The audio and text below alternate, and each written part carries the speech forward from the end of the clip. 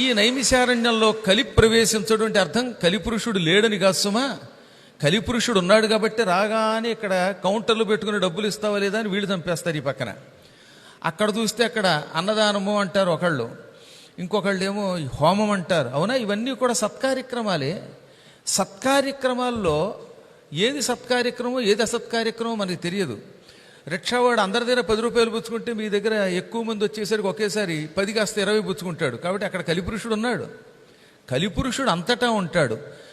ఇక్కడికి అడుగు పెడితే కలిపురుషుడు నన్ను ఏమీ చెయ్యలేడు అని భావించిన వాణ్ణి మాత్రం కలిపురుషుడు పట్టుకోడు. అది కలిపురుషుడు ప్రవేశించిన స్థలం అనగా అర్థం. రేపు 7వ తారీఖు భాద్రపద పూర్ణిమ. పూర్ణిమ నాడు భాగవతాన్ని ఊరేగించమని ఈ భాగవతమే చెబుతున్నది. భాగవతాన్ని నమ్ముతాం, భారతాన్ని నమ్ముతాం, ఇంకా మిగతా పురాణాలు కావు అని కొంతమంది స్వయం ప్రకటిత మేధావులు పలుకుతూ ఉంటారు. వాళ్ళని సంస్కృతంలో మగవాడైతే పండితమ్మన్య అంటారు, స్త్రీనైతే పండితమ్మన్య అంటారు. తెలుగులో పండితం మన్యుడు, పండితం మన్యురాలు. ఇంతకీ పండితం మన్యుడు అంటే ఏమిటి అంటే ఆత్మానం పండితం మన్యే ఇది పండితం మన్య. వాడు తనను తాను పండితుడు అనుకుంటాడు, ప్రపంచం గుర్తించదు. వాడు పండితుడు కాకపోయినా తనను తాను పండితుడు అనుకుంటాట. ఎవడైనా తనంత తాను లోపల నేను పండితుణ్ణి నేను కవిని అనుకుంటే వాడిని పండితమ్మన్యుడు అంటారండి. ఇది పండితులు మెచ్చుకోరు వాడిని. వాడి దగ్గర అంతా చవట లక్షణాలే, అక్షరజ్ఞానం ఉండదు. అయినా నేను పండితుణ్ణి, నాకు అన్ని పురాణములు వచ్చు, నాకు సమస్త జ్ఞానము ఉన్నది, నేను దేన్నైనా ఖండించగలను అని పొద్దున్నుంచి సాయంకాలం దాకా తనను తాను స్తుతించుకుంటే అటువంటి పురుషుణ్ణి పండితమ్మన్యుడని, స్త్రీని పండితమ్మన్యురాలని అంటారు. అటువంటి వాళ్ళు ఈ మధ్యన విచిత్రవాదాలు తయారు చేస్తున్నారు. వాళ్ళు కలిపురుషుడి యొక్క అంశతో పుట్టిన వాళ్ళు. చచ్చిపోయిన శూర్పణఖ పోతన వాళ్ళని ఆవాహించటం వల్ల అలా పలుకుతూ ఉంటారట. వాళ్ళు ఏమంటారు, విష్ణు సహస్రనామం భారతంలో ఉన్నది, ఆనుశాసనిక పర్వంలో నమ్ముతాం అంటారు. అదే ఆనుశాసనిక పర్వంలో శివ సహస్రనామం ఉన్నది, అది మాత్రం మేము నమ్మం. అంటే విష్ణు సహస్రనామం నమ్ముతట, శివ సహస్రనామాన్ని నమ్మట. ఆ భారతంలో ఉన్నప్పటికీ ఆ భారతంలో ఉన్న శ్రీకృష్ణ పరమాత్ముడు జగద్గురు అనే భగవద్గీతను నమ్ముతాం. కానీ అందులోనే ఉపమన్యుడనేవాడు శ్రీకృష్ణ పరమాత్ముడికి శివుడి మంత్రాన్ని ఇచ్చాడు, శివుణ్ణి కృష్ణుడు ఉపాసించి సంతానం పొందాడని ఉంటుంది. అది మాత్రం ప్రక్షిప్తం అంటాం, నమ్మం. స్కాంద పురాణంలో చెప్పబడిన శమంతహోపాఖ్యానం వంటివి, రామేశ్వరం వంటివి మేము నమ్మమంటారు.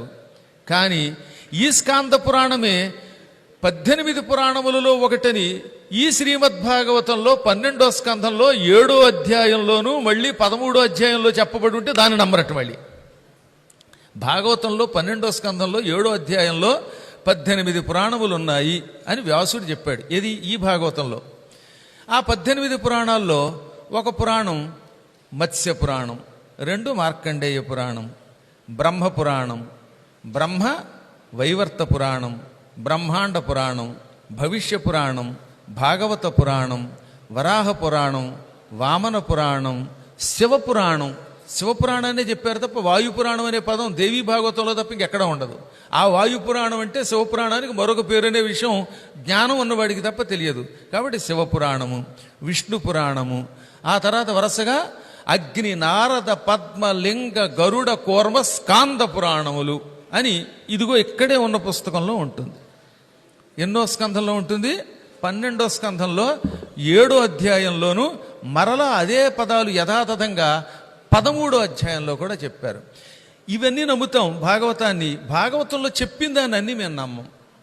అవతారాలు విష్ణువు చాలా ఎత్తాడు, అందులో కపిల అవతారాన్ని నమ్మం. ఇంకేం నమ్ముతావు నీ బొంద?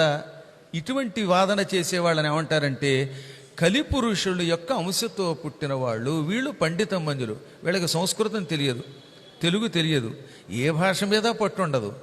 గట్టిగా ఒక్క శ్లోకం రాయమనండి నాతో కూర్చుని. నా శిష్యులు భరత శర్మతో కూర్చుని ఒక్క పద్యం రాయమని చూస్తాను. అవునా? అయినా ఏమీ చేత కాదు, చేత కాకపోయినా చేత కానట్టు మాట్లాడతారు. అలాంటి వాళ్ళ ప్రభావం మీ మీద పడకుండా ఉండడం కోసమే నైమిషారణ్యంలో అడుగు పెట్టాలి. నైమిశారణ్యంలో అడుగు పెడితే ఇటువంటి పాపాత్ములు, పాపనింద చేసేటటువంటి వాళ్ళు, భేదభావంతో ఈ ధర్మాన్ని పాడు చేసేటటువంటి వాళ్ళ ప్రభావం క్రమక్రమంగా నశిస్తుంది. అది నశించడం కోసం అక్కడికి అడుగు పెట్టారు. ఇప్పుడు ఎందులో ఈ 13 అధ్యాయంలో ఏమని చెప్పారు? ప్రోష్ఠపద్యాం పౌర్ణమాస్యాం హేమసింహ సమన్వితం యో దదాతి భాగవతం సయాతి పరమాంగతిం అని భాగవతం 12వ స్కంధంలో 13వ అధ్యాయంలో 13వ శ్లోకంలో వ్యాసుడు రాశాడు. ఈ శ్లోకానికి అర్థం ఏమిటి? ప్రోష్ఠపద్యాం అంటే భాద్రపద మాసము. ప్రోష్ఠపది అంటే భాద్రపదము. ఎందుకు ఆ పేరు వచ్చింది దానికి? మన మాసాలన్నీ చంద్రుణ్ణి బట్టి ఏర్పడ్డాయి. ఉత్తర ఫల్గుని లేక పూర్వ ఫల్గుని. పూర్వ ఫల్గునినే పొబ్బ అంటాం, ఉత్తర ఫల్గుని ఉత్తర అంటాం. కానీ అసలు పేరు పూర్వ ఫల్గుని లేక ఉత్తర ఫల్గుని. ఈ 2 నక్షత్రాల్లో ఏ నక్షత్రం పూర్ణిమ నాడున్నా అది ఏ మాసం? ఫాల్గుణ మాసము. ఇవి మన మాసాలు. అందులో ఇప్పుడు ప్రోష్ఠపద్యాం అనగా భాద్రపద మాసమునందు, పౌర్ణమాస్యాం పూర్ణిమ అనే తిథియందు ఎప్పుట్టది? భాగవతాన్ని హేమసింహ సమన్వితం బంగారంతో తయారు చేసినటువంటి ఒక సింహాసనం పెట్టుకోండి. భాద్రపద పూర్ణిమ అనే తిథి చూసుకోండి. ఆ రోజున బంగారంతో సింహాసనం చేయించండి. ఈ సింహాసనం మీద భాగవతాన్ని పెట్టండి. కాసేపు ఎంతో కొంత దూరం ఊరేగించండి. ఆ తర్వాత దాన్ని ఏం చేయాలి? దానం చెయ్యండి. దానం చేస్తే వాడు ఏమవుతాడు? పరమాంగతిం సహా యాతి. సహా ఈ దానం చేసిన వాడు పరమాంగతిం మోక్షమును, అది వైకుంఠం అవ్వచ్చు, నువ్వు శివభక్తుడివైతే కైలాసం, బ్రహ్మభక్తుడివైతే బ్రహ్మలోకం, అమ్మవారి భక్తుడివైతే మణిద్వీపం, ఇటువంటి ఏదో ఒక ఉత్తమ గతిని యాతి పొందుతాడు. ఎవడు? యో దదాతి భాగవతం. ఈ హేమసింహ సమన్వితమైన భాగవతమును దానము యహ ఎవడు దదాతి ఇస్తాడో వాడు పొందుతాడు. ఇంతకంటే తేలిక అర్థం చెప్పక్కర్లేదుగా. భాద్రపద పూర్ణిమ నాడు బంగారు సింహాసనం మీద భాగవతాన్ని పెట్టి దానం చేసిన వాడు ముక్తిని పొందుతాడు అని ఈ భాగవతంలో ఉన్నది. ఈ మానవ శరీరాలతోటే బ్రహ్మలోకానికి వెళ్ళగలిగేవారు. వెళ్ళి బ్రహ్మదేవుణ్ణి భక్తితో ప్రార్థించారు. బ్రహ్మదేవ శుభభాగ్య విధాత, బ్రహ్మదేవ శుభభాగ్య విధాత, పాహి పాహి హే భావాతీత, బ్రహ్మదేవ శుభభాగ్య విధాత. బ్రహ్మదేవ, మా అందరి నుదుటి రాతలు రాసే మహానుభావుడివి. మా భాగ్యం మా నుదుట రాసి అందరిని అనుగ్రహిస్తూ ఉంటావు. భావానికి అతీతుడు. ఎంత ఆయనని గురించి ఆలోచించినా ఆలోచనకి తెలివితేటలకి దొరకడాయన. మన బుద్ధితో మన తెలివితేటలతో పరమాత్ముని పొందలేం. ఆయన్ని పొందడానికి ఆయన అనుగ్రహమే కావాలి. లేకపోతే ఇన్ని పురాణములు, ఇన్ని వేదములు, ఇన్ని ఉపనిషత్తులు, ఇన్ని సారములు చదివినా, నిరంతరం భగవద్గీత చదివినా అందులో ఉన్న మొక్క ఒక్కటి వంటబట్టిందా? వంటబడితే శివుణ్ణి తిడతామా, విష్ణువుని తిడతామా పిచ్చివాళ్ళం కాకపోతే? నీకు భగవద్గీతలో రవ్వంత కూడా అర్థం కాలేదు. అర్థమయ్యి ఉంటే సర్వం పరమాత్ముడు కృష్ణుడని తెలుస్తుంది. అప్పుడు నువ్వు పొరపాటును కూడా ఈ దేవతానింద చెయ్యవు. అన్యదేవతానింద చేసేవాళ్ళంతా అసురులు. వాళ్లే నిజమైన రాక్షసులు. తమోగుణమనగా రజోగుణమనగా తాము నమ్మినది తప్ప ఇతరము లేదు అని భావించేటటువంటి మూర్ఖులు. వాళ్ళని నరకాసురుడని, శిశుపాలుడని పిలుస్తూ ఉంటారు. ఆ మూర్ఖులు జ్ఞానం ఏమాత్రం ఉన్నా సర్వం కల్విదం బ్రహ్మ, ఇది ఏకంగా వేదాంత వాక్యం కదా. బ్రహ్మసూత్రాలు కానీ వేదాంత రహస్యాలు కానీ తెలిస్తే, కొంచెం బుర్ర పెడితే అప్పుడు మనకి పరమాత్మ అంటే ఏమిటి తెలుస్తుంది. సర్వం కల్విదం బ్రహ్మ. సర్వం అంటే అంతా, ఇదం ఇది అంటే ఈ కనిపిస్తున్నదంతా. ఇదము అంటే ఇక్కడ ఇది అంటే కంటికి కనిపిస్తున్నది, కంటికి కనిపించనిది, చెవులకు వినిపిస్తున్నది, వినిపించనిది, పంచభూతాలకి అతీతమైనది, పంచభూతములతో కూడినది. ఇదంతా కలిస్తే యదం ఇది. ఇది సర్వం అంతా కూడా బ్రహ్మ పరబ్రహ్మస్వరూపమే. ఖలు అయ్యుంది సుమా నొక్కి చెప్పాడు. ఖలు అంటే గ్యారంటీ అన్నమాట. అది ఇదంతా పరబ్రహ్మమే సుమా, ఇందులో ఏమీ డౌట్ లేదని చెప్పడానికే ఈ ఖలు అనే పదం వాడతారు. అయ్యున్నాడు సుమ అని గట్టిగా చెప్పడానికి అది సంస్కృత మర్యాద అన్నమాట. ఇదంతా పరబ్రహ్మస్వరూపమే. ఏకమేవ అద్వితీయం బ్రహ్మ అనగా పరబ్రహ్మము ఏకం ఏవ ఒక్కటే సుమ. ఇక్కడ ఏవ అంటే కూడా అదే, ఏకమేవ అది ఒకటే సుమ, రెండోది లేదు. అద్వితీయం అంటే రెండవది లేదు, ఉన్నది ఒకటే పరమాత్మ. ఏకో దేవ కేశవో వా శివో వా, ఒకడే దేవుడు, కేశవుడు అనుకో శివుడు అనుకో. ఇది తెలియక శివుడు వేరు కేశవుడు వేరని శివద్వేషంతో విష్ణువుని పొగిడిన, విష్ణుద్వేషంతో శివుడిని పొగిడిన ఇలాంటి వాళ్ళంతా చచ్చాక 15 కల్పముల పాటు నరకంలో ఉంటారు. ఆ మాట మళ్ళీ దేవీ భాగవతంలో అమ్మవారు హిమాలయ పర్వతానికి చెప్పింది. దేవీ భాగవతంలో హిమాలయ పర్వతానికి కూతురుగా పుట్టే ముందు ఆయనకి కొంత ఉపదేశం చేసింది దేవతలకి. ఏమని? నాయనా, పిచ్చివాళ్ళు కొంతమంది ఉన్నారు. అటువంటి పిచ్చివాళ్ళు శివుణ్ణి విష్ణువుని వేరువేరు అనుకుంటారు, దానివల్ల వాళ్ళు గురుద్రోహం చేస్తారు అని అమ్మవారు చెప్పింది. మళ్ళీ అదే మాట సప్తమ స్కంధంలో దేవీ భాగవతంలో కూడా వ్యాసుడే చెప్పాడు. ఏమని? నాయనలారా, నా మాట వినండి. ఒకప్పుడు విష్ణుమూర్తి లక్ష్మీదేవితో ఇలా అన్నాడు. అన్నది ఎవరు? విష్ణువు. ఎవరితో అన్నాడు? లక్ష్మితో అన్నాడు. మళ్ళీ ఇంకోళ్ళతో కాదు. లక్ష్మి, మద్భక్త శంకరద్వేషి, నా భక్తులు అంటే విష్ణు భక్తులు శివుణ్ణి ద్వేషిస్తున్నారు. మద్వేషి శంకరప్రియ, ఇంకా శివభక్తుడు నన్ను ద్వేషిస్తున్నాడు. అంటే నన్ను పూజించేవాడు విష్ణువుని, శివుణ్ణి, శివుణ్ణి పూజించేవాడు నన్ను ద్వేషిస్తున్నారు. ఈ రెండూ తప్పే అన్నాడు ఆయన. మళ్ళీ జాగ్రత్తగా ఉన్నాడు. ఏంటి? మద్భక్త శంకరద్వేషి, నా భక్తుడు శివద్వేషి అవుతున్నాడు. మద్వేషి శంకరప్రియ, శివప్రియుడు నన్ను ద్వేషిస్తున్నాడు. తావుభౌ నరకం యాత యావచ్చంద్ర దివాకరౌ, ఈ ఇద్దరూ నరకానికే పోతారట. శివుణ్ణి పూజించి విష్ణువుని ద్వేషించినా, విష్ణువుని పూజించి శివుణ్ణి ద్వేషించినా తౌ ఉభౌ అంటే ఆ ఇద్దరూ కూడా నరకం యాత, నరకమునకు పోతారు. నరకంలో ఎంతకాలం ఉంటారట? యావచ్చంద్ర దివాకరౌ, సూర్యచంద్రులు ఆకాశములో ఉన్నంతకాలం నరకంలో ఉంటారు. ఇక తర్వాత నరకం ఎక్కడుంది? సూర్యచంద్రుడు నరకం ఆకాశంలో ఉన్నంత వరకు నరకంలో ఉండడం అంటే ఇక వాడు ఎన్నాళ్ళైనా నరకంలోనే ఉంటాడు. సృష్టి నాశనం అయ్యేదాకా నరకంలో ఉంటాడు. ఏది ఒకసారి శ్లోకం అందరూ అనండి, కంఠస్థం చేసి అందరికీ చెప్పండి, బుద్ధిహీనులకి ముఖ్యంగా చెప్పండి. మద్భక్త శంకరద్వేషి, మద్వేషి శంకరప్రియ, తావుభౌ నరకం యాత యావచ్చంద్ర దివాకరౌ. దేవీ భాగవతం సప్తమ స్కంధంలో ఉన్నది. ఇదే శ్లోకం మళ్ళీ పద్మపురాణంలో ఉంది. ఇదే శ్లోకం వరాహ పురాణంలో ఉన్నది. కాబట్టి ఇద్దరూ నరకానికి పోతారని విష్ణువు లక్ష్మితో చెప్పాడు. ఇంకెంతకంటే ప్రమాణం ఏమిటి? ఇవన్నీ మనం తెలుసుకుంటే జ్ఞానం బాగా పెరుగుతుంది. కాబట్టి అప్పుడు వాడు ఏం చేస్తాడు? పరమాత్ముడు ఒక్కడే అని గ్రహిస్తాడు. అలా జ్ఞానము కలిగిన వాడికి తప్ప మిగతా వాళ్ళకి భావములకు బ్రహ్మ దొరకడు. అందుకని పాహి పాహి హే భావాతీత, భావమునకు అతీతముగా ఉండే బ్రహ్మదేవ పాహి, రక్షించుము. ఒక్కసారి కాదు, ఎప్పుడు రెండోసారి మూడోసారి కూడా పాహి పాహి పాహి అనాలట. అందుకని రక్షించు రక్షించు రక్షించు అనగా బ్రహ్మ చిరునవ్వు నవ్వాడు. ఓహో, మీకు కలి ప్రభావము సోకని ఒక స్థలం కావాలా? అది ప్రస్తుతానికి భూలోకంలో లేదు. అటువంటి స్థలాన్ని మీకోసం ఇస్తున్నాను అని ఒక్కసారి ధ్యానం చేయగానే ఆయన మనస్సులోంచి ఒక చక్రం బయటకు వచ్చింది.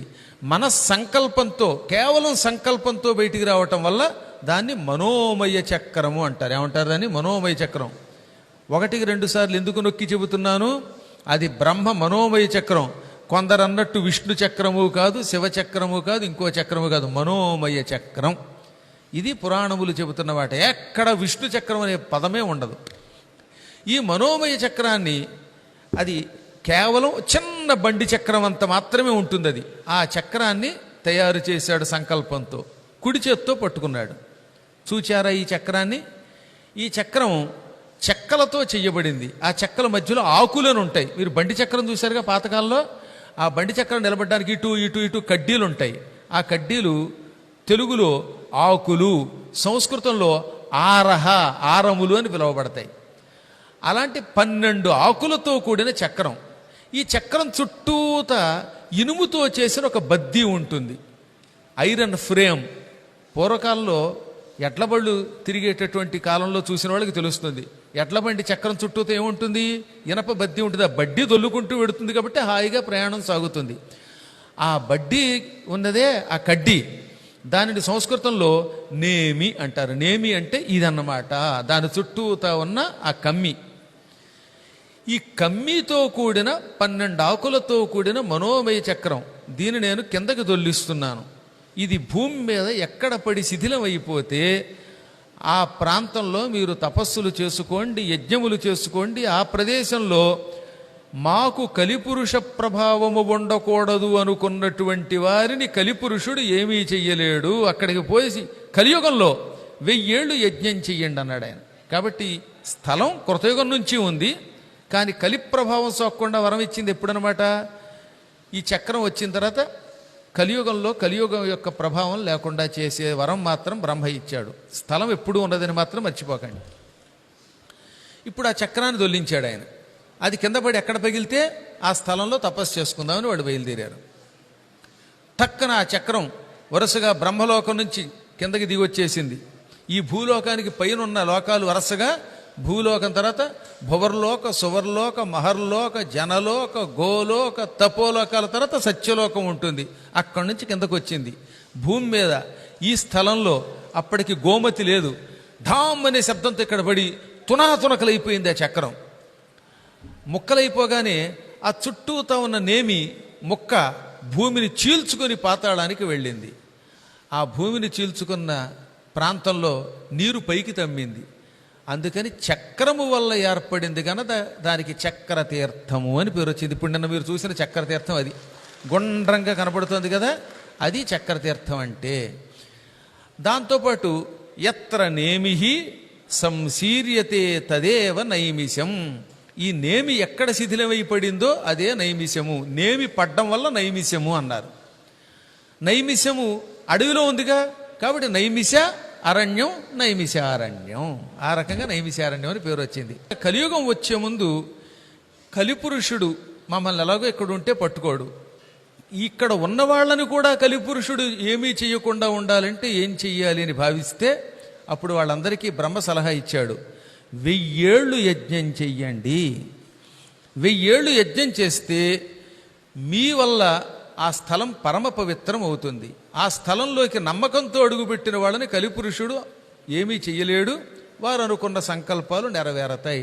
సిద్ధపురుషుల పాదధూళి వల్ల, యజ్ఞముల వల్ల, గురువుల వాక్కుల వల్ల, నిరంతర పురాణ ప్రవచనాల వల్ల, వేద పారాయణం వల్ల, ఉపనిషద్ వాక్యాల వల్ల స్థలమంతా అత్యంత పవిత్రం అవుతుంది. అందుకని యజ్ఞం చేయండి అనగా వెంటనే వాళ్ళు భూలోకానికి వచ్చారు. నైమిషే అనిమిష క్షేత్రే మునయః సౌనకాదయః సత్రం స్వర్గాయ లోకాయ సహస్ర సమమాసత. ఇది భాగవతంలో ప్రథమ స్కంధంలో మొదటి శ్లోకం. అసలు కథ దీంతో మొదలవుతుంది. ఈ క్షేత్రం దేవతలు తిరిగే క్షేత్రం. ఈ క్షేత్రంలోకి కలియుగ ప్రారంభంలో సౌనకుడి వంటి 88,000 మంది ఋషులు అడుగుపెట్టారు.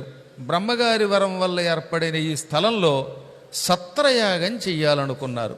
సత్రము అనే శబ్దమునకు దీర్ఘకాలిక యాగము అని పేరు. అంటే ఎక్కువ కాలం చేయవలసినది. మినిమం 6 నెలలు చేస్తేనే దాన్ని ఏమంటారు? సత్రయాగం అంటారు. 6 నెలల కంటే తక్కువ చేస్తే దాన్ని సత్రం అనకూడదు. ఇంకా దీర్ఘ సత్రము అంటే 12 ఏళ్ళు మొదలుకొని 1000 ఏళ్ల వరకు చేసే యాగం. మినిమం 12 ఏళ్ళు చెయ్యాలి. ఆ రోజుల్లో వాళ్ళు సహస్ర సమమాసత అన్నారు. సహస్ర అంటే 1000, సమం అంటే సంవత్సరం. 1000 ఏళ్ళు పాటు యజ్ఞం చేశారు. సంస్కృతంలో వర్షము, సంవత్సరము, సమ ఈ అన్నిటికీ కూడా అర్థం ఏమిటి? సంవత్సరమే. ఇయర్ అనడానికి అది వాడతాం అన్నమాట.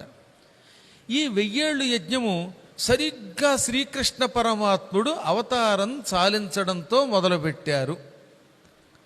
అంత పూర్వం సత్రయాగం, ఈ రకమైన సత్రయాగం చేయలేదు. 1000 ఏళ్ళది. అంతఃపూర్వం కూడా సత్రయాగం చేశారు, కానీ అంత పూర్వం 12 వార్షిక 12 ఏళ్ల యాగం, ఒకసారి 6 నెలల యాగం చేశారు. ఇదిగో మధ్యలో బలరాముడు ఇక్కడికి వచ్చాడు. బలరాముడు వచ్చింది కూడా మరి సత్రయాగం చూడడానికేగా, వచ్చి సూతుడిని చంపేశాడు. ఇక్కడ సూతగద్ది దగ్గర సూతుడిని చంపిన కథ వస్తుందండో ఇందులో. బలరాముడు కూడా ఇక్కడికి వచ్చి అహంకారంతో సూతుడిని చంపేశాడు. అదృష్టం అప్పుడు నేను కాదు సూతుడిని, ఏకంగా సూతుడిని వేసుకోటి ఓ దెబ్బకి చంపేశాడు దర్భలతోటి. అందువల్ల చెప్పొచ్చేది ఏంటంటే ఈ నైమిశారణ్యం రావడమే కాదు, రజోగుణాన్ని కూడా విడిచిపెట్టాలి, నియమనిష్టలతో ఉండాలి, లేకపోతే ప్రమాదం. కాబట్టి వాళ్ళు అంతఃపూర్వం కూడా యజ్ఞం చేశారని చెబుతున్నాను. అందుకని చాలాసార్లు యజ్ఞం చేశారు. కానీ ఈ కలియుగ ఆరంభంలో శ్రీకృష్ణ పరమాత్ముడు అవతారం సాధించాక మరొకసారి 1000 సంవత్సరములు యజ్ఞం చేశారు.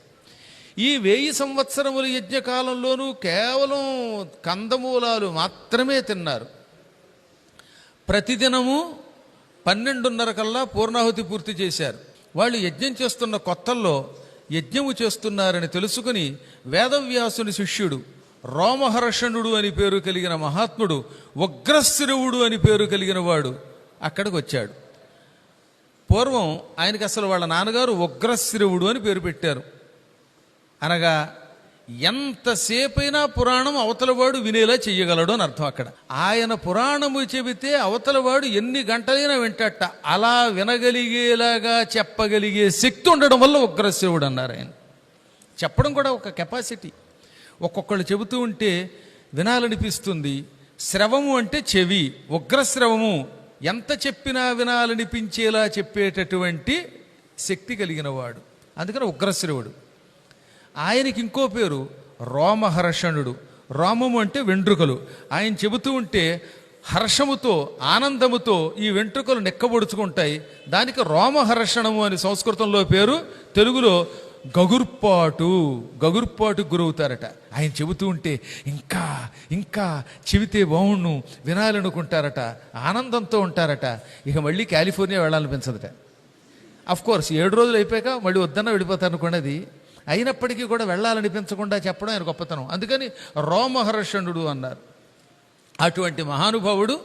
వాళ్ళు యజ్ఞం ప్రారంభించగానే అక్కడికి రాగానే మొత్తం ఋషులంతా లేచి నిలబడ్డారు. ఒక పౌరాణికుడు వస్తే లేచి నిలబడి నమస్కారం చేసి ఆయన కూర్చోమన్నాక కూర్చుని పురాణం వినడమే ధర్మం. అందుకని ఎంత గొప్పవాళ్ళైనా లేచి నిలబడ్డారు. ఏది శుకుడు పురాణం చెబుతూ ఉంటే వ్యాసుడు లేచి నిలబడ్డాడంటే వాళ్ళ నాన్నగారే, కానీ అది పౌరాణిక స్థానం కనుక.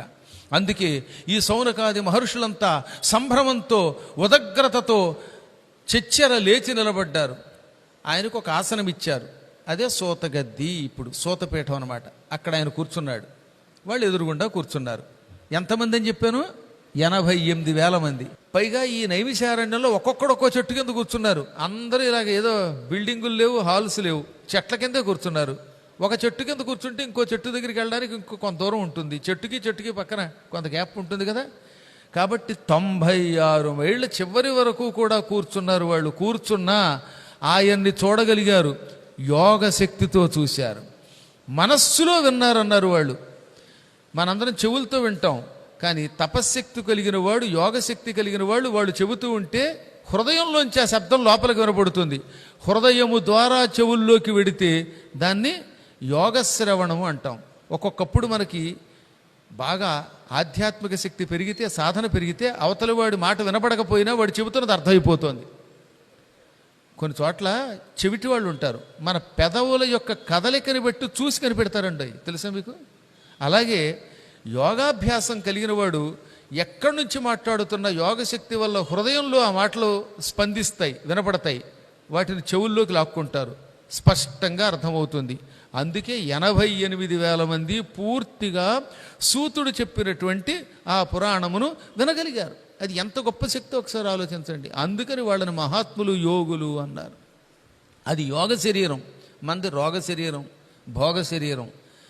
ఆ విధంగా 88,000 మంది కూర్చున్నాక వాళ్ళల్లో కథామృత రసాస్వాద కుశల సౌనకోబ్రవీత్, కథని అందరూ వింటారు, కానీ వినేవాళ్లలో కుశలుడు, నేర్పరి, స్కిల్డ్ పెర్సన్ సౌనకుడు మాత్రమే. అందరికీ అనుమానాలు ఉన్నాయి, కానీ అందరూ ఒకేసారి గగ్గోలుగా అరిస్తే బాగుండదు కదా, ఆ శబ్దం అందరం వినలేం కదా. అందుకని అందరి తరపున ఒక్క ఆయన లేచి నిలబడ్డాడు. ఆయనే సునకుని యొక్క కుమారుడు సౌనకుడు అని పిలువబడతాడు. చాలా గొప్పవాడు ఆయన. కథ ఎలా వినాలి, అనుమానం వస్తే ఎలా అడగాలి, ఇవన్నీ బాగా ఎరిగినవాడు. అందుకే కథని అమృతంతో పోల్చారు.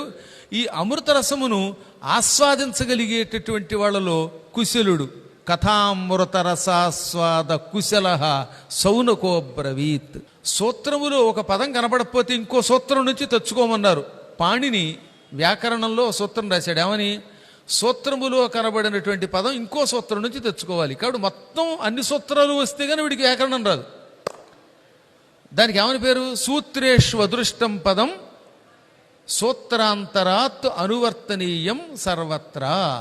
అలాగే ఒక పురాణములో కనబడనిది ఇంకో పురాణము నుంచి తెచ్చుకొనుము అన్నాడు వ్యాసుడు. కాబట్టి నాకు ఈ పురాణంలో కనబడలేదు, నాకు భాగవతంలో అంటే నువ్వు బాగుపడవు. భాగవతంలో కనబడనిది ఇంకో స్కాందంలో కనపడచ్చు, స్కాందంలో కనపడకపోతే పద్మంలో కనపడచ్చు, పద్మంలో లేకపోతే గరుడ పురాణంలో కనపడచ్చు. కాబట్టి మత్స్య మార్కండేయ భవిష్య భాగవత బ్రహ్మ బ్రహ్మాండ బ్రహ్మ వైవర్త వరాహ వామన వాయు విష్ణు అగ్నినారద పద్మలింగ గరుడ కూర్మ స్కాంద పురాణములని ఏ పురాణములో నుంచైనా దీనికి సంబంధించిన కథని తీసుకొనుము అని వ్యాసుడు చెబితే మేము తీసుకొనము అంటే నీ బతుకుకి నీ ప్రాణాన్ని తీసుకోవడానికి యమకింకరులు సిద్ధంగా ఉంటారు. ఇది మేము నమ్మము అంటే మీరు నమ్మినా నమ్మకపోయినా యమకింకరులు మిమ్మల్ని నమ్మారు. మీరు పాపాత్ములను నమ్మారు, పిడివాదం చేస్తున్నారని నమ్మారు. కాబట్టి పట్టుకెళ్ళి యమకింకరులు శిక్షిస్తున్నప్పుడు మిమ్మల్ని ఎవరూ రక్షించరు. ఈ మధ్యన కొత్త వాదం ఒకటి తయారయ్యింది. మేము కృష్ణుని తలుచుకున్నాం కనుక ఇంకెవ్వరినీ తలుచుకోక్కర్లేదు, ఏ దేవుణ్ణి పూజించక్కర్లేదు, కృష్ణుడే అన్నీ చూసుకుంటాడు, కాబట్టి ఇతరులను మేము తిడతాం అంటున్నారట. కృష్ణుడు ఏమీ చూసుకోడు. బామ్మల్లారా, అక్కల్లారా, అమ్మమ్మల్లారా, అన్నయ్యలారా, కృష్ణుడు న్యూట్రల్గా ఉంటాడనే విషయం వీళ్ళకి భాగవతం చదవకపోవటం వల్ల, వినకపోవటం వల్ల తెలియటం లేదు. శ్రీకృష్ణ పరమాత్ముడికి సొంత కొడుకు ఒకడున్నాడు తెలుసు, వాడి పేరు సాంబుడు. ఎవరు వాడి పేరు? జాంబవతి పుత్రుడు. శ్రీకృష్ణుడి యొక్క పెద్ద భార్య రుక్మిణి, 2 జాంబవతి, 3 సత్యభామ. జాంబవతి పుత్రుడు సాంబుడు. ఈ సాంబుడు తన సోదరులు కొందరు స్నేహితులతో కలిసి ద్వారకా నగరంలో ఆటలాడుకుంటూ ఉండగా అటువైపు నుంచి అత్రి, విశ్వామిత్రుడు, భరద్వాజుడు, గౌతముడు, కశ్యపుడు మొదలైన సప్త ఋషులు, మహాత్ములైన బ్రహ్మ ఋషులు, దేవఋషులు వెడుతున్నారు కృష్ణ దర్శనాని కోసం. ఇంతలో ఈ కుర్రాళ్ళకి దుర్బుద్ధి పుట్టింది. పోయే కాలం వచ్చినప్పుడు దుర్బుద్ధి పుడుతుంది. వీళ్ళంతా కలిసి సాంబుడికి ఒక చీర చుట్టారు, ఆడవేషం వేశారు. ఇన్ని గుడ్డలు తీసుకొచ్చి పొట్ట దగ్గర పెట్టి ఇంత మూట కట్టారు. ఆ తర్వాత సాంబుడు అమ్మో డెలివరీకి సిద్ధంగా ఉన్నానని నటించాడు. ఈ కుర్రాన్ని ఋషుల దగ్గరికి తీసుకెళ్లారు. ఋషులారా, మీరు జ్యోతిష్కులు, భూత భవిష్యత్ వర్తమానములు ఎరిగిన మహానుభావులు, అందువల్ల మిమ్మల్ని అడుగుతున్నాం. ఈ ఆడపిల్ల పూర్ణ గర్భవతి, కనలేక బాధపడుతోంది. ఈవిడ కడుపులోంచి ఆడపిల్ల పుడుతుందా, మగపిల్లవాడు పుడతాడా, ఆడ మగ కానివాళ్ళు పుడతారా అని వెకిలిగా వేళాకోళంగా అడిగారు ఋషుల్ని. ఋషులకు ఆగ్రహం కలిగింది. కృష్ణుడి కొడుకే ఆ వేషం వేసినవాడు, ఆ కూడా వచ్చిన వాళ్ళు కూడా ఆయన బంధువులే. జగద్గురుడైన కృష్ణుడి పక్క నుండి కూడా వెకిలి వేషాలు వేస్తారా? ఆయన తలుచుకున్నటువంటి వాళ్ళు ఎవడన్నా అలా వేయకూడదు. పోయే కాలం వచ్చినప్పుడు ఇలాంటి లక్షణాలు వస్తాయి. అందుకని ఇలా వెకిలి వేషాలతో అడగ్గానే వెంటనే వాళ్ళు ఆగ్రహోదగ్గులయ్యారు. మూఢులారా, ఆడా కాదు మగా కాదు, మీ యదువంశం నాశనమయ్యే ముసలం పుడుతుందని చెప్పించారు. కృష్ణుడి దగ్గరికి వెళ్లకుండా వెళ్ళిపోయారు. దాంతో ఏమైపోయింది, వీళ్ళు కంగారు పడి ఆ పొట్టిప్పి చూస్తే ఆ గుడ్డల్లో సరిగ్గా ఇంత ఓ హస్త ప్రమాణంలో ఇనప రోకలి పుట్టింది. దాంతో వసుదేవుడి దగ్గరికి వెళ్ళారు. వసుదేవుడి దగ్గరికి వెళ్ళి, ఇదేంటండి మా కర్మ కాకపోతే ఇది భయంకరమైనది, ఈ ముసలం పుట్టిందని జరిగిందంతా చెప్పగానే ఆయన తల కొట్టుకుని, ఎంత పొరపాటు చేశారా, కృష్ణుడి అండం ఉందని విర్రవీగుతామా?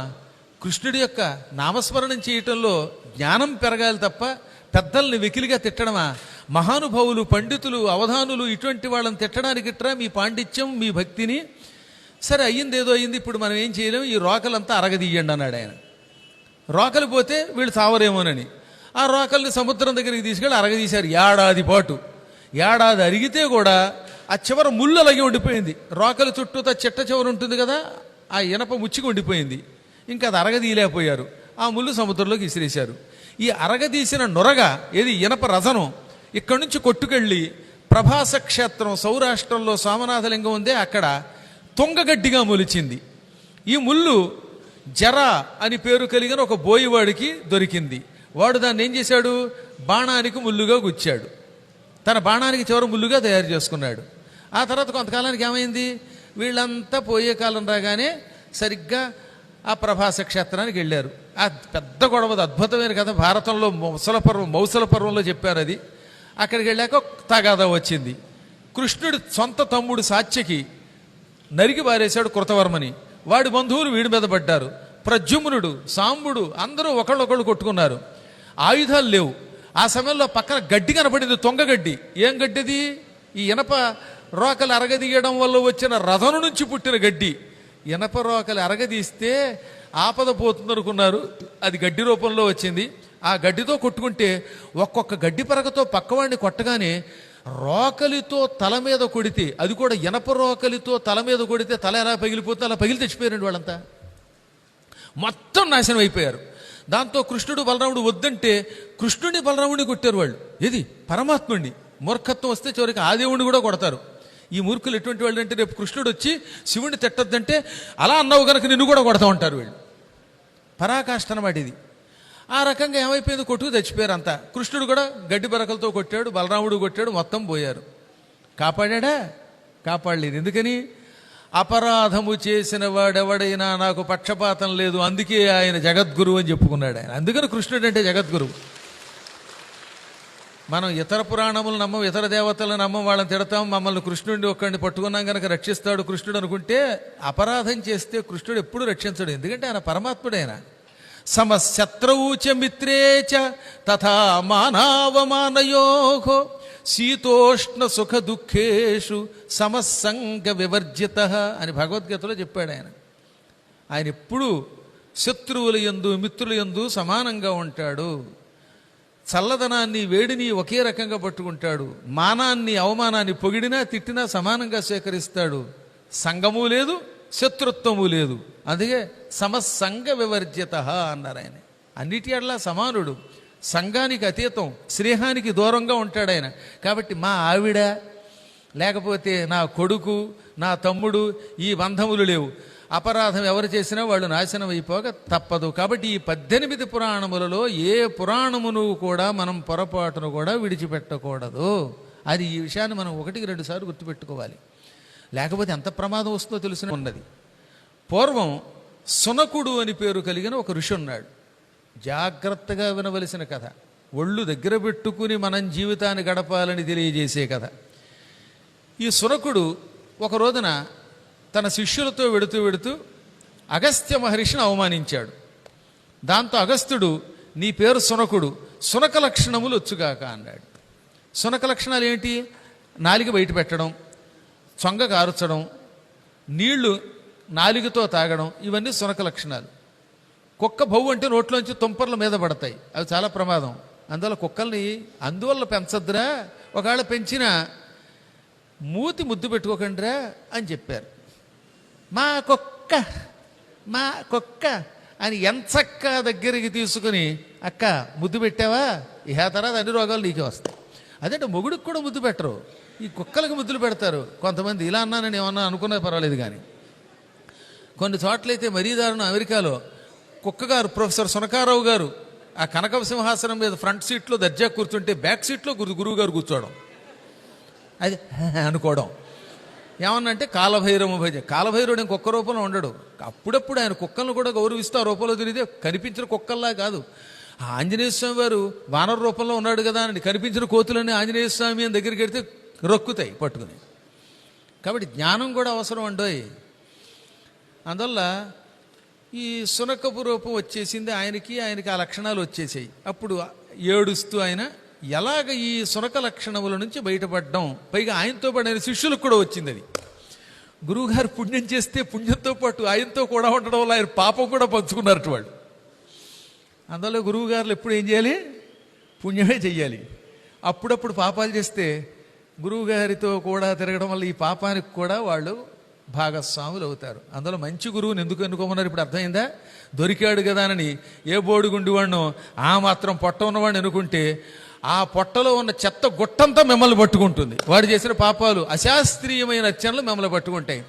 శాస్త్రీయమైన అర్చనలు చెయ్యని గురువుల వల్ల ఎన్నో ప్రమాదములు ఉన్నాయి అని ఈ కథ మనకి తెలియజేస్తున్నది. కాబట్టి గురువుతో పాటు గురు శిష్యులు కూడా పుణ్యపాపాలను పంచుకుంటారు. అందువల్ల వేదములు, ఉపనిషత్తులు, పురాణములు వీటిల్లో చెప్పిన ఉపాసనలే చెయ్యాలి. అడ్డమైనవి చేశారా ఎప్పుడో ఒకప్పుడు ఎగిరిపోతారు. ఏమిటో పిచ్చి పిచ్చి ఉపాసనలు ఈ కలియుగంలో. వాడెవడో ఉంటాడు, మిరపకాయలు 2 తీయము, దానికి నిమ్మకాయ కట్టుము అన్నాడు. వాడెవడో, పైగా హుంకారం వాడి పేరు. ఈ హుంకారం గాడు ఇలా చెప్పగానే ఆడాళ్ళంతా పొద్దున్నే టీవీలో దగ్గర చూడడం. ఆ మిరపకాయలు తీసుకుని, అమ్మా తల్లి, ఆడాళ్ళే ఎక్కువ ట్రాప్లో పడతారు, మంచివాళ్ళు కదా వీళ్ళు కొంచెం, అందుకని. ఆ తర్వాత వాటిని తీసుకునము, కళ్ళు మోయము అంటే ఇవిడు మూసింది. ఈ మిరపకాయలు, ఈ నిమ్మకాయ కంటి మీద పెట్టుకుంది. కాసేపు నాక కళ్ళు తెరువు, తెరిచింది. మిరపకాయను నిమ్మకాయ లోపలికి వెళ్ళింది. మిరపకాయతో పాటు నిమ్మకాయ రసం కూడా కారిందిట. ఇంకేముంది, 2 కళ్ళు పోయాయి. నిమ్మకాయ కళ్ళ మీద పెట్టుకుంటాడా? మిరపకాయలు కళ్ళ మీద పెట్టుకుంటారా? వాడు చెప్పడందుకు దాని బదులు మీ అత్తగారిని రెచ్చగొడితే ఆవిడే కళ్ళలో కారం కొడుతుంది. దీనికోసం మళ్ళీ ఈ దిక్కుమాల టీవీలు చూడాలా? ఇలాంటివన్నీ చెప్పడం. ఇంకేముంది, వీడు రెచ్చిపోవడం. ఎన్నెన్నో మా పీఠానికి ఈ మధ్యన ఇలాంటి వాళ్ళు రావడం మొదలెట్టారు. ఏమన్నా అంటే వాడు ఎవడో చెప్పాడంటే టీవీలో. వాడు వచ్చి ఏమో చెప్పేట, ఏమని, గుగ్గిలం నెత్తి మీద పెట్టుకుని, కొంపటి నెత్తి మీద పెట్టుకో, అందులో గుగ్గిలం వెయ్యి, ఆ వేడి వేడి కొంపటితో గుగ్గిలంతో పాటు శివుడి చుట్టూ ప్రదక్షిణ చెయ్యి. ఆ ప్రదక్షిణ వేగంగా చేయమన్నట్ట. ఈవిడ చేస్తుంటే నిప్పులు నెత్తి మీద పడ్డాయి. గుగ్గిలం పొక్కాకుండా జుట్టు పొగ వచ్చింది. అసలు ఎక్కడి నుంచి వస్తున్నాయి ఇవి? ఎంత విచిత్రంగా ఉంటాయి. చెప్పేవాడికి బుర్ర లేకపోతే వినేవాడికి వద్దు. ఏం మరోహడు ఉన్నాడు ఈ మధ్యన గౌహతి వెళ్ళాట, వాడిని మెడట్టు గంటారట, గెట్ అవుట్, దర్శనం లేదు పమ్మన్నారట. ఇది ఇలాంటి వాళ్ళు కలియుగంలో తయారవుతూ ఉంటారు. కాబట్టి ఈ కలియుగంలో అటువంటి గురువుల్ని పట్టుకోవద్దు అని ఈ కథ తెలియజేస్తున్నది. పాపం సునకుడితో పాటు శిష్యులు కూడా నాలిక బయట పెట్టుకుంటూ ఈ కష్టం నుంచి ఎలా బయటపడతామా అని మళ్ళీ అగస్త్యుడినే పట్టుకున్నారు. అగస్త్యుడు, నా దగ్గరికి రాకండి, ఆ కుక్కమూ తీసుకుని వెళ్ళి వ్యాసుడిని పట్టుకోండి అన్నాడు. వెంటనే వేదవ్యాసుల దగ్గరికి వెళ్ళారు. వ్యాస అనగానే, ఒరే నాతో మాట్లాడకండి, మీరు మాట్లాడితే నోట్లోంచి తుంపర్లు వచ్చి మీద పడుతున్నాయి అన్నారు వేదవ్యాసుల వారు. వెంటనే వీళ్ళు కొంచెం దూరంగా నిలబడి, స్వామి, అగస్త్యుడేమో శాపం పెట్టాడు, శాపాన్ని క్రమరించమంటే వ్యాసుడు మాత్రమే శాపాన్ని వెనక్కి తీసుకుంటాడని నీ దగ్గరికి మమ్మల్ని పంపాడు. నువ్వేమో వస్తూ ఉంటే గెట్ అవుట్ అంటావు. నీ శిష్యులు కూడా రానివ్వడం లేదు. కష్టాలలో ఉన్న మాబోటి వారిని మీబోటి గురువులు అనుగ్రహించకపోతే ఎలాగా అనగా, లేదు నాయనా, నేను మిమ్మల్ని అసహించుకోవటంలా మీ నోట్లోంచి వచ్చిన తుంపరను అసహించుకుంటున్నాను. అందుకే గురువుల దగ్గరికి వచ్చేటప్పుడు మూతి మీద మూతిలా పెట్టి మాట్లాడకూడదు. ఎంత దూరంగా ఉన్నా సరే మూతి మీద పెడతారండి కొంతమంది. అదేమో ఎప్పుడు తోమారో మొహం తెలియదు. కిందటి ఏడాది అదే బ్రష్తో తోముకుందిట, మళ్ళీ ఆ బ్రష్ తోటి ఈ ఏడాది కూడా తోముకుంటుంది, పైగా ఇంత పేస్టు. ఆ మూతేమో మొహం మీద పెట్టి గిరి గారి అంటే ఈ ముక్కులు పీల్చద్దు. అందులో కొన్ని ఇబ్బందులు ఉంటాయి. మీరు మాట్లాడితే ఆ తుంపరలు వస్తున్నాయి కనుక దూరంగా ఉండి మాట్లాడండి అన్నాను. ఇప్పుడు చెప్పండి మీ కష్టం అనగా, ఇదిగో ఇంత దూరంలో ఉండి, వ్యాసుడు అంత దూరంలో, మన కెమెరా వి సంత్ గారు కూర్చున్న స్థానంలో ఆయన ఉండగా, స్వామి, మా అందరికీ సునక లక్షణాలు వచ్చాయి. దీనికి గల కారణం మా అహంకారం. మేము అగస్త్యుడిని అవమానించాం, దాంతో ఆయనకు ఆగ్రహం కలిగింది. మాకు సునక లక్షణములు వచ్చుగాక అన్నాడు.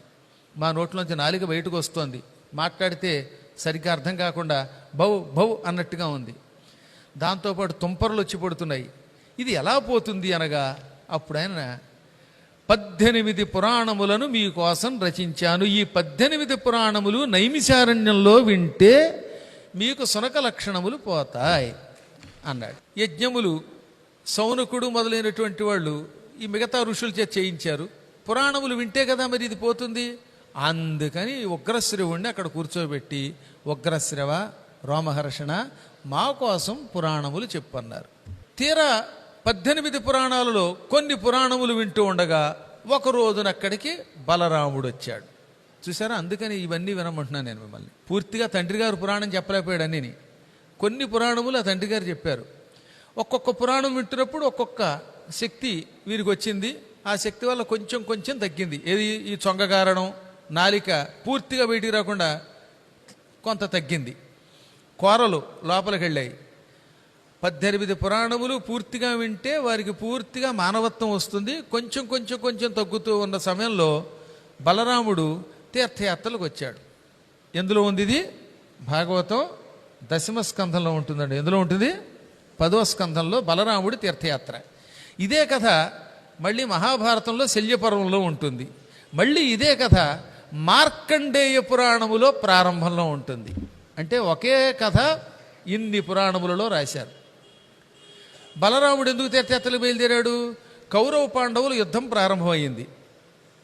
ఆ సమయంలో నేను ఎట్టి పరిస్థితుల్లో ఎవరికీ సాయం చెయ్యను అని భీష్మించుకున్నాడు ఆయన.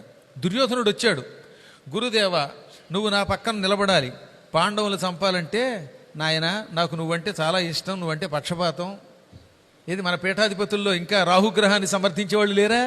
అలాగా పాప బలరాముడు కూడా, దుర్యోధన నువ్వు నాకు శిష్యుడివి, చాలా ఇష్టం కాదనన్ను, కానీ మా కృష్ణుడు పాండవ పక్షపాతి. ఆయన అర్జునుడికి రథం నడుపుతూ ఉంటే ఆ అర్జునుడితో యుద్ధం చేయడానికి నేను నీకు సాయం ఎలా చేస్తాను? కాబట్టి నేను ఎవరి వైపు యుద్ధం చేయకుండా తీర్థయాత్రలకు పోతున్నాను అన్నాడు. ఆ రకంగా తీర్థయాత్రకి బయలుదేరాడు. పరివారాన్ని వెంటబెట్టుకొచ్చాడు. వెంకటాచలానికి వెళ్ళి పైన అక్కడ వెంకటేశ్వర స్వామిని దర్శించుకున్నాడు. మళ్ళీ పిచ్చి ప్రశ్నలు ఎక్కర్లా. వెంకటేశ్వరుడు కలియుగ దైవం కదా, ద్వాపర యుగంలో ఆయన ఎలా దర్శించాడు అంటే కృతయుగం నుంచి ఉన్నాయి కొండలు. అక్కడున్న వెంకటేశ్వరుడు కృతయుగంలో నరసింహ వెంకటేశ్వరుడు, మొదట వరాహ వెంకటేశ్వరుడు, తర్వాత నరసింహ వెంకటేశ్వరుడు, త్రేతాయుగంలో రామ వెంకటేశ్వరుడు, ద్వాపర యుగంలో కృష్ణ వెంకటేశ్వరుడు, ఇప్పుడు డైరెక్ట్గా కృష్ణుడు వచ్చి పడ్డాడు కలియుగంలో. స్వామివారి కృష్ణుడు ఎక్కడున్నాడు? కాబట్టి విగ్రహం మారుతూ ఉంటుంది లోపలిది. ఇప్పుడు కలియుగంలో ఉన్నది శ్రీకృష్ణ పరమాత్ముని యొక్క మరొక రూపం విగ్రహం, కానీ ఎప్పుడూ ఉన్నది దశరథుడు అక్కడ యజ్ఞం చేశాడు. వెంకటాచల మహాత్మ్యంలో అది రాశాను నేను. కాబట్టి ఎంతోమంది యుగయుగాలుగా అక్కడ తపస్సు చేశారు. అగస్త్యుడు అక్కడ తపస్సు చేశాడు, వశిష్ఠుడు దశరథుడి చేత యజ్ఞం చేయించాడు, ఆంజనేయుడు దర్శనం చేసుకున్నాడు. అక్కడే అంజనాదేవి తపస్సు చేసింది, అదే అంజనాద్రి. ఆంజనేయుడు అక్కడే పుట్టాడు. ఆంజనేయుడు తెలుగువాడండోయ్.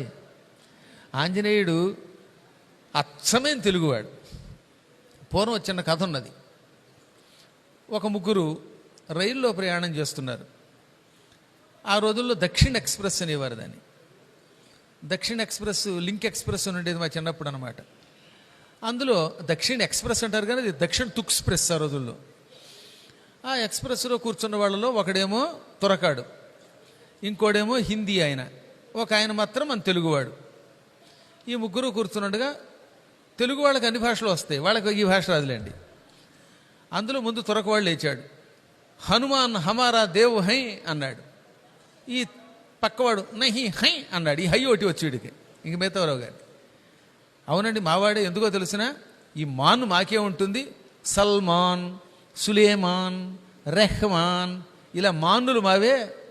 కాబట్టి హనుమాన్ అని ఉంది కాబట్టి రెహమాన్, సలేమాన్, అదేదో సులేమాన్ లాగా, కాబట్టి హనుమాన్ అని ఉంది కాబట్టి హనుమాన్ మావాడు అన్నట్టు త్వరకాడు. అలా అనుకున్న బాగుండు, గొడవ లేకుండా ఉండు. వాడు అలా అనగానే ఈ హిందీ ఆయన లేచాడు. మాకు ఉన్నాయండి, మా హిందీలో కూడా శక్తిమాన్, మేహమాన్ ఇవన్నీ మా పదాలే, కాబట్టి హనుమాన్ మావాడు అన్నాడు ఆయన. అప్పుడు మన తెలుగు వాళ్ళు లేచాడు. హనుమాన్ ముస్లిం నహి, హిందీ వాలా నహి, తెలుగు వాలా అన్నట్టు. అదేమిటన్నారు వాళ్ళిద్దరు ఒకేసారి. అవునండి, ఒక్క తెలుగువాడి లక్షణాలు ఆయనలోనే ఉంటాయి. ఎందుకని? రాముడు దారిలో కనబడి మా ఆవిడ తప్పిపోయిందని చెప్పగానే ఆ భారం అంతా నెత్తి మీద వేసుకుని సీతారాములు కలిపేదాకా నిద్రవలేదు, ఇలా దోవరపోయే వాళ్ళకి సాయం చేసే లక్షణం ఒక తెలుగువాడికే ఉంటుంది అన్నాడు ఆయన. ఇప్పటికి కూడా చూడండి, తెలుగువాడు ఎవడు కనబడి వాడికి సాయం చేస్తాడు, వాళ్ళవాడికి తప్ప. అందువల్ల ఏది ఏమైనప్పటికీ తెలుగు వాళ్ళ లక్షణం అన్నాడు. ఇది మంచి మాటే. ఇది వాడి హాస్యానికన్నా పరాశర సంహితలో స్కాంద పురాణంలో స్పష్టంగా సప్తగిరులలో 7 కొండలలో అంజనాదేవి తపస్సు చేసింది. వాయుదేవుడు ఆవిడ చేతిలో రుద్రవీర్యాన్ని ఫలంగా పెట్టాడు. ఆ ఫలాన్ని ఆవిడ స్వీకరించింది, అక్కడే పిల్లాడు పుట్టాడు. అందువల్ల అంజన తపస్సు చేసిన కొండకి ఈనాడు అంజనాద్రి అని పేరు పెట్టారు. ఆ పేరుదున్న చోట ఇప్పటికి కూడా ఆంజనేయుడు విగ్రహాన్ని పెట్టారు ఏడుకొండల్లో. అదే అక్కడే ఆంజనేయుడు పుట్టాడు కనుక నేటివ్ ఆఫ్ ఆయన ఆంధ్రప్రదేశ్ అనమాట. ఆ ఆంజనేయుడు కూడా అక్కడ తపస్సు చేసిన స్థలాలు ఇవన్నీ ఏడుకొండల్లో ఉన్నాయి. అలా బలరాముడు అవన్నీ తిరిగి రంగధాముడిని చూశాడు, సేతువుకి వెళ్ళాడు. మళ్ళీ సేతువు లేదు, రామేశ్వరం లేదని అంటున్నారు, కానీ బలరాముడు కూడా సేతువుకి వెళ్ళినట్టుగా ఇందులో ఉంటుంది భాగవతంలో. సేతు దర్శనం చేసుకున్నాడు, అన్నీ తిరిగాడు. తిరిగి నైమిశారణ్యం వచ్చాడు. నైమిశారణ్యంలో సూత మహర్షి ఇలా కాళ్ళు కింద పెట్టుకుని కాకుండా పద్మాసనం వేసుకుని ఆయన పురాణం చెబుతున్నాడు, నాభి దగ్గర చేతులు పెట్టుకుని. ఆయన రావడంతో బలరాముడు ఆదిశేషుని అపరావతారం గనక, మహాత్ముడు అనంతుడు గనక టక్కన ఈ ఋషులంతా లేచి నిలబడ్డారు. జయహో బలరామ అని స్వాగతం చెప్పారు, పూజించారు, అర్ఘ్యం ఇచ్చారు, పాద్యం ఇచ్చారు, అన్నీ ఇచ్చారు. ఒక్క సూతుడు మాత్రం లేవలేదు. ఎందుకంటే పౌరాణికుడు స్వస్తి అనకుండా లేవకూడదు, దేవుడు వచ్చినా లేవకూడదని కృష్ణుడి ఆజ్ఞ. అందుకని ఈ వ్యాసపీఠంలో కూర్చుని పురాణం చెప్పేవాడు ఇక్కడున్నంత వరకు పరమాత్ముడు దర్శనమిచ్చిన స్వస్తి అని పూర్తి చేసేదాకా లేవకూడదు. మధ్యలో లేస్తే అది మహాపాపం, అందరికీ పాపమే. ఆ పాప ఫలితం అందరూ అనుభవించాలి. అందుకే ఆయన తప్ప అందరూ లేచారు. బలరాముడు అందరినీ ఆశీర్వదించాడు. సూతుడి కేసు కొరకొర చూశాడు. ఆయన కర్మయోగం వల్ల ఆ పూట మన కోసం చేశాడులేండి, లేకపోతే ఆ దేవుడికి లక్షణాలు ఎందుకు వస్తాయి, కొంచెం పుచ్చుకుని కూడా వచ్చాట. తెల్లగా ఉన్న బలరాముడు నల్లగా మారిపోయాడు. దేవతలు ఋషులు హాహాకారాలు చేశారు. వెంటనే ఋషులు లేచి, మహాత్మా బ్రహ్మహత్యా పాపం నీకు చుట్టుకున్నది. ఆయన పౌరాణికుడిని తిట్టడం వల్లే పాపం అంటే, ఏది యూట్యూబ్ పెట్టి పౌరాణికుడిని తిడితేనే పాపం, ఇక ఆయన్ని చంపేస్తే అంత పాపమో నీకు తెలియదా? నీ వంటి మహాత్ముడే ఇలాంటి పాపం చేస్తే రేపటి నుంచి జనమంతా పాపాలు చేయడం మొదలు పెడతారు కనుకనే ఆయన కంగారు పడి, కాలప్రభావంతో నేను ఈ పాపం చేశాను, ఈ పాపం నుంచి బయటపడాలంటే ఏం చెయ్యాలనగా, ఈ సూతుడికి మేము బ్రహ్మస్థానం ఇచ్చాం, ఆ స్థానంలో ఉన్నంత వరకు ఎవడొచ్చినా లేవకూడదని నియమం. అందుకే ఆయన లేవలేదు. ఇప్పుడు నువ్వు చంపావు, అతన్ని బతికించకపోతే ఈ పాపం నిన్ను విడిచిపెట్టదు, మేమందరం కూడా అపవిత్రులం అయిపోతాం. నువ్వు మర్యాద ఉల్లంఘించవద్దనగా అప్పుడు బాగా కోపంలో వచ్చి, పాపం చేస్తే దుఃఖం ఇస్తుంది, పుణ్యము చేస్తే పిల్లల రూపంలో సుఖం ఇస్తుంది. ఈ సూక్ష్మము తెలియక పుత్రులు బాగుపడితే తన ఘనతగా, పుత్రులు తనని శిక్షిస్తే అది ఇతరుల యొక్క పాపంగా భావిస్తాడు. అది ఇతరులది కాదు, అన్నీ నీవే. నీ కొడుకు నిన్ను సుఖపెడితే నీ పుణ్యం, దుఃఖపెడితే అది నీ పాపం. ఈ సూక్ష్మం తెలిస్తే జాగ్రత్తగా ఉంటావు, ఇతరులకు హాని చెయ్యవు అని ఆ పద్యంలో ఆనాడు ఎప్పుడో 87లో రాసిన పద్యం. కాబట్టి ఎప్పుడూ కూడా శాస్త్రం అలా చెబుతున్నది. ఇటువంటిప్పుడు ఏం చెప్పారు, తన కొడుకు తనని బాధ పెడుతున్నప్పుడు ఆ బాధ తొలగడానికి మళ్ళీ తానే పుణ్యం చెయ్యాలి, దానం చెయ్యాలి, ప్రదక్షిణలు చెయ్యాలి, లేదా ఇతరుల పిల్లలకి పాఠాలు చెప్పాలి, వాడు చదువుకోవడానికి సాయం చెయ్యాలి, ఉపనయనాలు చెయ్యాలి, పుణ్యం పెంచుకోవడానికి కూడా ఇలాంటి పనులే చెయ్యాలి. ఇలా ధర్మ సూక్ష్మములు ఉన్నాయి. ఇప్పుడు నేను తెలుసో తెలియకో సూతుణ్ణి చంపాను, అతన్ని బ్రతికించకూడదు, కానీ బ్రతికించాలి. దానికి ఈ వేదమంత్రమే నాకు ఉపకరిస్తోంది. చచ్చిపోయిన సూతుణ్ణి నా తపశ్శక్తితో శాశ్వతంగా బ్రహ్మలోకానికి పంపేస్తాను. ఈ ఉగ్రశ్రవుణ్ణి, రామహర్షణుణ్ణి శాశ్వతంగా బ్రహ్మలోకానికి పంపుతున్నాను. ఆయన కొడుకు ఆయనకి మారు రూపం, ఆయన పుణ్యం ఆ రూపంలో వచ్చింది. కాబట్టి తండ్రి కొడుకు రూపంలో ఉండడం అంటే ఈ కొడుక్కి తండ్రికి తేడా లేదు కదా, అతని పుణ్యమే కదా. ఈ కొడుక్కి కలియుగాంతం వరకు ఆ తండ్రి ఆయువు ఇస్తున్నాను, తండ్రి ఆయువుతో కొడుకు ఇక్కడ ఉంటాడు. తండ్రి ఆపేసిన పురాణములు కొడుకు చెబుతాడు. కాబట్టి తండ్రి గారేమో ఎన్నాళ్ళు తపస్సు చేసినా పొందలేని బ్రహ్మలోకం పొందుతాడు, కొడుక్కి ఆయువిస్తాను, అతనికి బ్రహ్మస్థానం ఇస్తాను. తండ్రే కొడుకు గనక చచ్చిపోయిన తండ్రిని బతికించిన పుణ్యం వస్తుంది, నాకు నా పాపం తొలగుతుంది అని భావించాడు ఆయన. అందుకే అక్కడ ఒక అద్భుతమైన పద్యం పోతన గారు రాశారు. ఆత్మావై పుత్రక నామాసియను పవిత్ర శృతివాక్య సరణి విశదంబగుటన్ అని కందపద్యం రాశారు ఆయన. ఆకాశవాణి చెప్పింది ఆత్మావై పుత్రనామాసి గనక తండ్రిని పంపేసి కొడుకుని బతికించు అని. అందుకని కొడుకుని తీసుకొచ్చాడు, స్థానంలో సూత స్థానంలో కూర్చోబెట్టాడు. మొత్తం పురాణాలు నువ్వు చెప్పేయి, మీ నాన్న బ్రహ్మలోకానికి వెళ్ళాడన్నాడు. అప్పుడు ఏమైంది, ఈ తల దగ్గర నుంచి పాదాల దాకా నల్లగా ఉంటే అందులో కొంత భాగం తెల్లబడింది. అంటే పూర్తిగా ఇంకా పుణ్యం రాలేదు. ఒక పౌరాణికుడిని చంపితే వచ్చే పాపం ఇది. కాబట్టి మీరు కూడా అలాగే పాపాలు చేయాలనుకుంటే రోజు పద్మాకర్ గారినో, లేకపోతే ఏ చాగటి కోటేశ్వరరావు గారినో, లేకపోతే మా షణ్ముఖ శర్మ గారినో ఇలాంటి వాళ్ళని రోజు తిట్టుకుంటూ ఉండండి. మీరు రోజు యూట్యూబ్ ఒకటి పెట్టి ముగ్గురిని తిట్టుకోండి. చక్కగా బలరాముడిలాగా, బలరాముడు మహాత్ముడు కనుక అందులో బయటపడ్డాడు, సర్వనాశనం అయిపోతారు.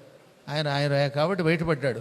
కాబట్టి దొరికేసింది కదా అని, సందు దొరికింది కదా అని ఏ పాప వెరక్క పురాణాలు చెప్పడం తప్ప మరొకటి ఎరగనటువంటి వాళ్ళ మీద పడితే ఈ పౌరాణికుడి జోలికొచ్చిన పాపం ఎప్పటికీ అనుభవించవలసిందే. యుగాంతములైన ఈ శిక్ష అనుభవించవలసిందే.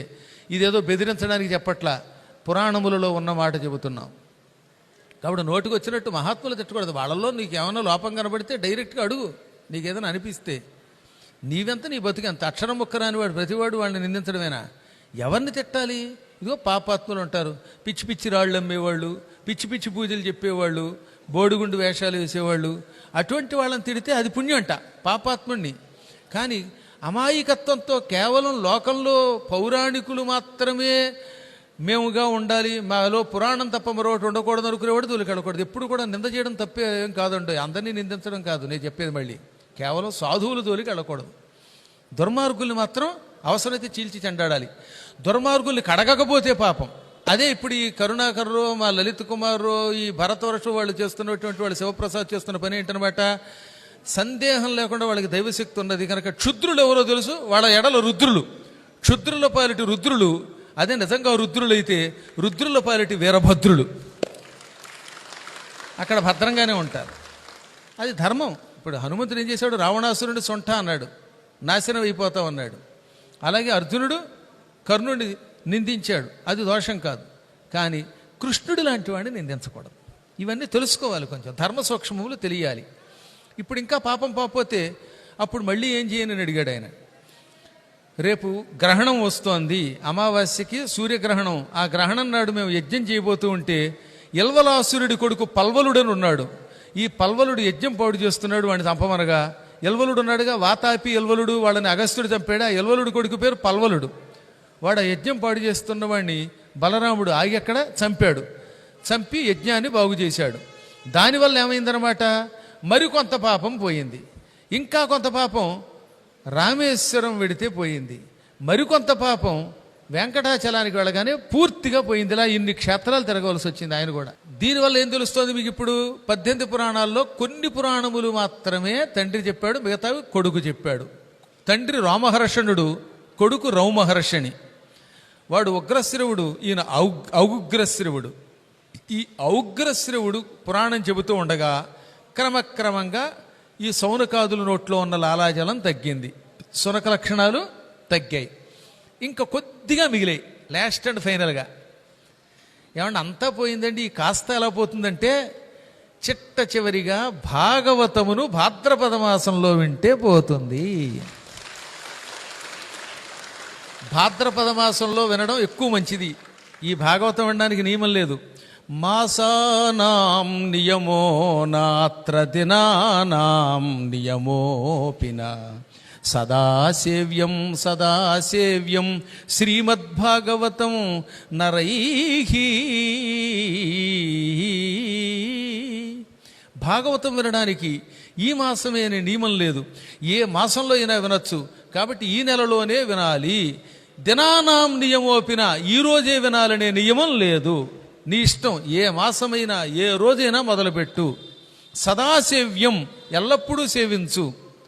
కానీ ఈ భాద్రపద పూర్ణిమ నాడు ఊరేగింపు, భాగవత్ సింహాసనం మీద పెట్టి భాగవతాన్ని ఊరేగించేటట్లుగా వినగలిగితే అది 1000 సంవత్సరముల సత్రయాగము, 1000 సార్లు అశ్వమేధ యాగములు, 1000 పర్యాయములు వాజపేయి యాగాలు, 1000 పౌండరీక యాగాలు, అనేక సువర్ణదానాలు చేయటం వల్ల. ఎందుకంటే సువర్ణదానం అంత తేలిగ్గా చేయటం, బంగారం చూస్తూ చూస్తూ ఇవ్వబుద్దేది కదా. బంగారం లాంటి బంగారం ఎలా ఇస్తామండి అంటారు కదా పాపం చాలామంది.